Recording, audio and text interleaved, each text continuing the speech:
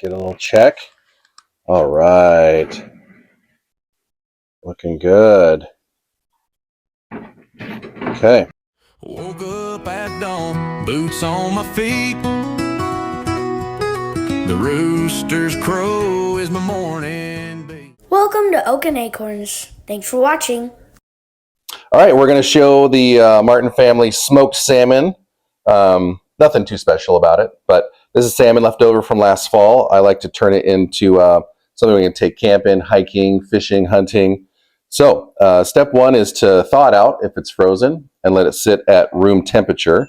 Once you do, then you want to pat it down with a paper towel and get all the moisture off the top of it.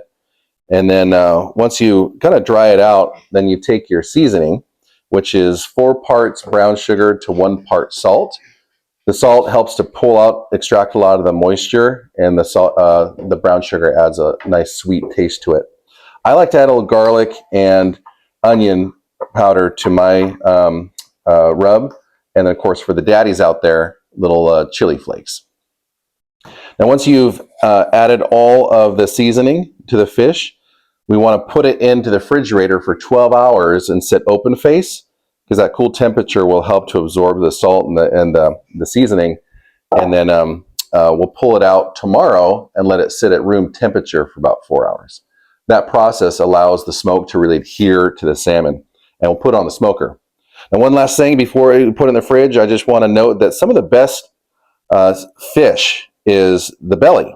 Best part of the fish is the belly. It has a lot of fat content in there.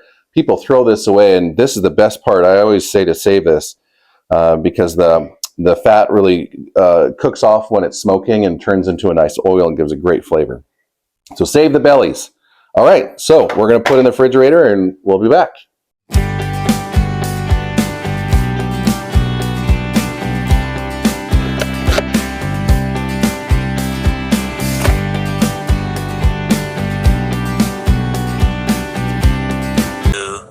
Years later. All right, welcome back. 12 hours later. So the fish has been sitting in the fridge open faced overnight, and now we have it on the counter sitting under a fan. So I like to have it under the fan for about 4 hours total. It really helps to dry it out, allow the meat to absorb the salt, and it gets pretty gummy. That'll get the smoke to really adhere to the meat. So before it goes on the smoker, we got 2 more hours to go, and we'll be back.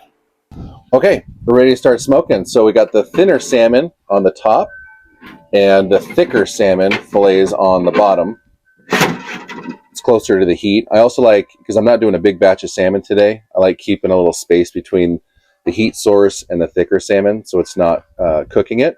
Because we're really trying to focus on the indirect smoke, the cold smoke, to really cook and dry out the fish.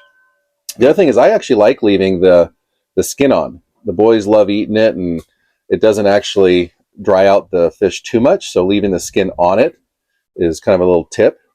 So we got the wood firing it up, and we're ready to go. All right, let's get a little check. All right. Looking good. Okay. Probably got another few minutes, actually.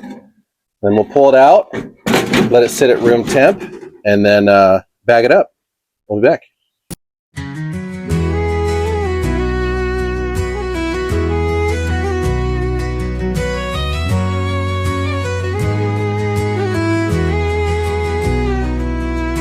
Sunrise paints the fields with amber gold.